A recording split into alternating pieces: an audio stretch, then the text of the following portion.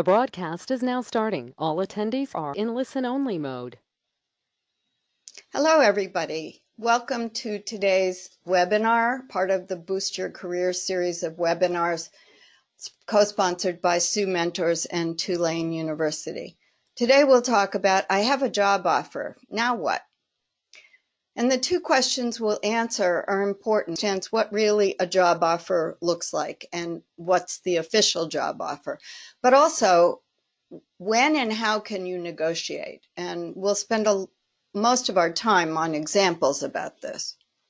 First, we need to understand, though, what's employment. Employment regulations are different state to state. For example, I live in Maryland. It's what's called an employment at will state. It says there you can fire people fairly or not. It doesn't happen in practice, usually because of organizational policies, but it's stated that way. Virginia, on the other hand, I've never lived in. I went online and looked, and the most I could determine is they say they're an employer-friendly state. So know those regulations, which are important because they also affect state agencies, but as well, you need to know other things. What are the regulations for employment by organization or organization type? Federal, state, and even local government agencies have specific regulations. Academia functions differently from for-profit organizations, and non-governmental organizations, for example, have specific regulations, some of which are set up federally, but also have their own policies. So make sure you inform yourself, and you'll see why this may affect you as we go through the discussion about compensation. So let's look at the usual hiring process. I know this seems a busy slide, but the important thing is to understand these steps so that when we go through negotiation, you'll understand where this takes place. First of all, congratulations if you got through the automated resume scanning system, the application system, and someone from the organization contacts you to set up a phone interview. First interview is usually on the phone, and it's usually with HR, but it can also be with the hiring manager, which would be the person like me who's wanting to hire an evaluation assistant and wants to know how much more beyond what's in your resume and application you can do on the job.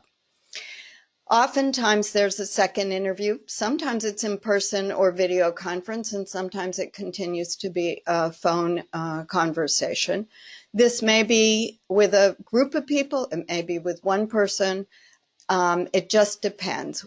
I do find that generally more senior positions, or those that are at an organization level versus those that are at one project level, may often constitute group interviews. But be aware that in one of these occasions, either the first one or the second one, or at some point on the phone, there's going to be what I call the softball questions. So see that grayed out information to the right. Usually I would start, for example, with, oh, I'm curious about your start date. When could you start? Obviously, we'd like you to be able to start as soon as possible if you were the successful candidate. But then it follows up with, we wonder what your salary expectations might be. Now, many applications have this information in it, but you need to be able to respond to the question when it's asked to you, and be prepared to find a way to answer them, but temporize where you can have some time to review it as well. So you might want to say, I do have a salary I'm aiming for based on my salary history, but I would welcome an opportunity to discuss with HR the total compensation package so I understand how this would all fit in. Sometimes they'll press you to give a number, and if you're going to give a number or even a range, say, I really would like not to be held to this number, but generally what I've been looking at is $65,000 to $75,000, depending on the rest of the compensation package. Oftentimes after this, if you're the successful candidate, you'll get a verbal job offer, and that's your opportunity to negotiate. Once you negotiate and things get clearer, make sure you get a job offer in writing. Not every company does this, and So you want to make sure that this will represent what's been discussed on the phone in person. And now we'll talk more about what a job offer looks like. If you're lucky, you've gotten HR to call and say, we want you. But the man on the left clearly is not hearing everything that he wants to hear. Maybe the salary number isn't what he was expecting. I wrote in italics, you need to understand what's going on behind the scenes. There's been a top line number decided, and that's oftentimes due to whatever budget budget maximum is available for the specific work. But there's also a strategy that HR and the hiring manager have agreed on. What you do, like this guy on the phone, he's uncomfortable. He's probably saying, I really need time to think about that. That's not the salary offer I was expecting. I'd like to get back to you tomorrow. Could we arrange a call right now to talk at a specific time?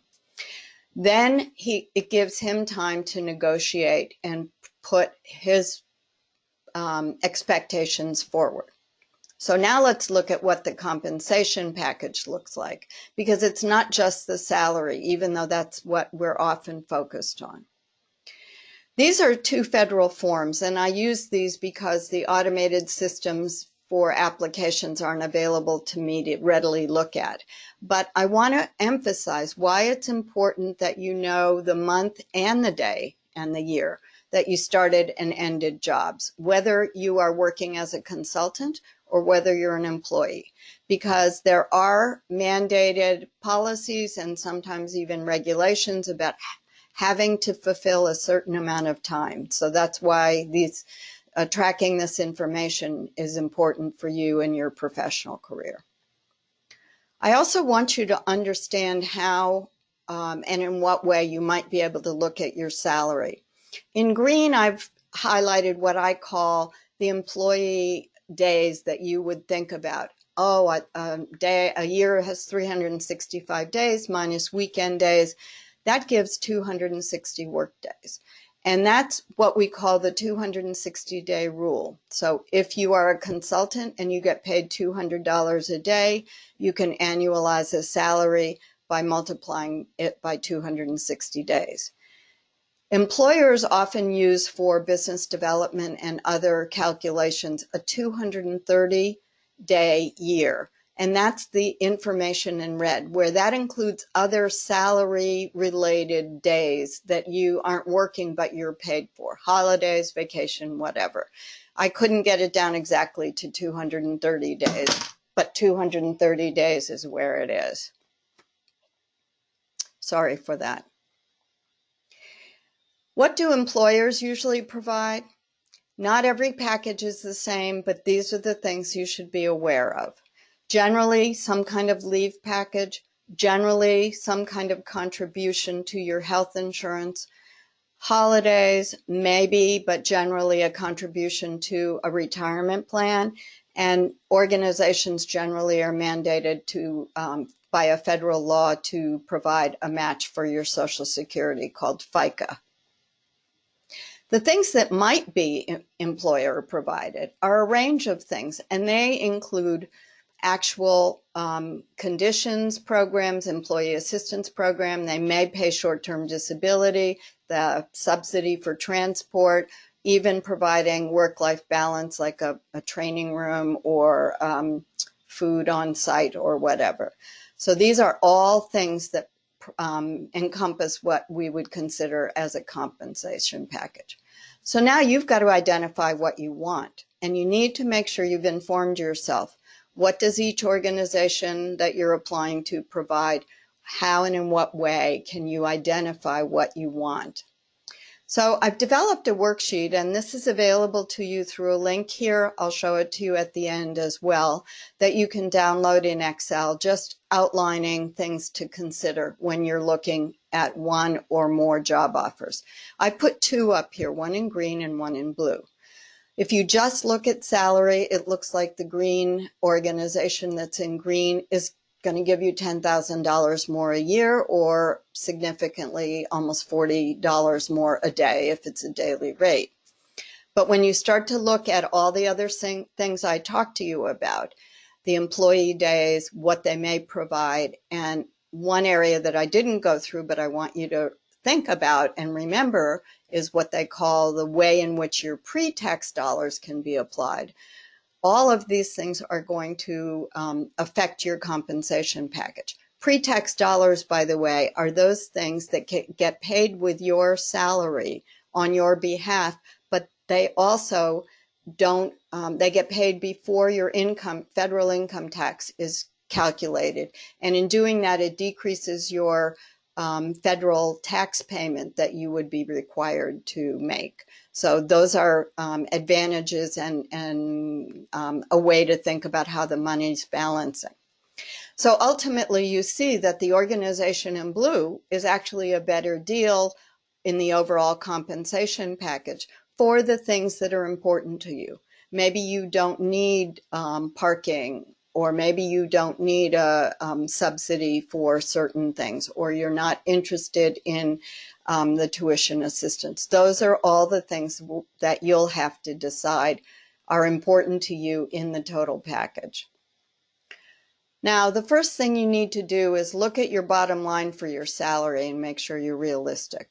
So when I gave you the example of $65,000 to $75,000, that's quite a big range. So maybe narrow it down, and you're going to narrow it down by looking at places like Glassdoor or salary.com. But also think about colleagues or mentors that you can talk to about what's realistic. I've even worked with colleagues that I don't know very well, but called them up and said, could I benchmark my salary against a range that your salary might be in, so I know, since we do similar work, what I might expect. And people have been happy to help on that when it's about a $10,000 range, so you know approximately where you're landing. Then you have to actually decide what is it that you can live with, and what are you going to give up, and what are you anxious to make sure you get. So here, this person's got the two decisions, the organization in green and the organization in blue, both made offers. Now she's going to have a shorter commute of one, and vacation and a compensation that she likes, but she's making a lateral move, and for her that wasn't something she wanted, and no retirement plan contribution. Maybe ultimately she'll decide the commute's worth it, but you're the only person who can make that decision. All right, what happens if you're not happy with where you are? Here's how you can ask for more. You're going to write out a sample script, and you're going to practice it. So you're not doing blah, blah, blah. You cannot keep repeating yourself. You have to say it succinctly. And on top of that, you are going to establish your bottom line of walking away. They came to you, they have an offer with you that you have something they want, but you still need to be prepared that if you want 65 to 70 and they can't even get to 65, whether or not you're going to walk away or if there's something worth staying for. Let's turn now to what is it that you can actually ask for, and you need to understand what organizations can and can't provide. They cannot give you more leave. They have a leave policy that applies to everybody, and I rarely have seen cases, actually I've never seen a case where someone's been able to get more leave. They cannot change how much you contribute or they contribute to your retirement package. This is a federally mandated program, and that cannot be touched at all. But they can do things that are non-monetary, a flexible work schedule, number of days a week, numbers of hours per day, and even the hours within which you work. Regular telecommuting or occasional telecommuting, even leave without pay, or if you're a new employee, you can sometimes advance using your leave if you have a vacation set up ahead of when you might be able to start as an employee. For example, if they say you can't take leave for 3 months and you had a vacation set up for a month after you joined. And here's one opportunity that I used to use when I was hiring people, and I've worked with mentees now to coach them to use it.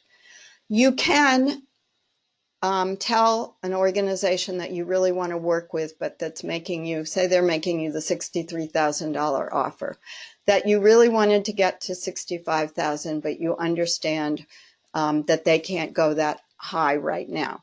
What you'd like to do is not wait for a year for your performance review, but rather after 6 months, have your first performance review, get a salary increase then, and then at your annual performance review 1 year date, you would have your second review and get another increment then, so that you get closer to the 65,000 by doing that, what I call an accelerated review schedule.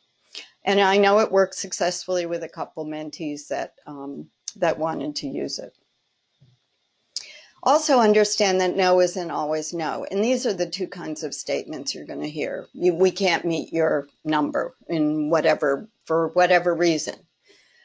Here's two things that can help you. If you have demonstrated salary history and they're saying, we recognize you were paid $65,000 for the last year, but we can't get that to that number. Here's how you can reinforce your interest in the work, remind them of your salary history. And again, using that how and in what way I'm ready for a performance review, you could try to get closer to your number. If you've worked almost a year at the job you're leaving, you could tell the new organization, at hiring, can you give me my salary increase now of 2 to 3%, and then I will have another review in a year. Or if you haven't worked that long, say less than 6 months, you could try the accelerated performance review and ask them to start it at 6 months. Also, if you've just finished a degree or a job-related certification, you could ask for that recognition to your salary because your salary history was before those additional skills. Now, these are numbers that I worked with based on my HRs in different companies. They may have changed in the last few years, but generally these were accepted practices. You can always ask. The most they can say is no. If you have inconsistent salary history, or it's making it difficult to, you don't have quite as many days for your daily rate, or you haven't quite been a year at a salary, you may be able to negotiate. In this case, I used a consultant fee. So the first one was successful. They agreed and got halfway between the two numbers, and the future employee was happy to accept that. If the organization doesn't budge, again, you can calculate when you'd be due for increases and then try to use that strategy. So in this case, if the $200 a day rate was established a year and a half ago, you could ask for the rate that you would have been due at the first year, and then ask them to give you the additional rate after 3 months of successful work. And it's important that you understand and politely remind people when you have salary history, but at the same time recognize, for example, with USAID, their policy has been that you have to be a full year at your present salary, or at least 35 days at a consulting rate. So these are all the things that go on behind the scenes. So I like to end with two questions. Why are you going to do this? Well, first of all, negotiating is a very valuable skill. If you've never done it, it's important. If you've never done it, you will be doing it with clients and business development. But you also will be gaining these skills to be able to speak on your own behalf. Also, the ability to negotiate and come up with an organization feeling like you and they have a realistic compensation package that both of you are happy with means you're going to start off as an employee that's not grumbling, an HR that's not grumbling, and it's going to be a great way to start your new job.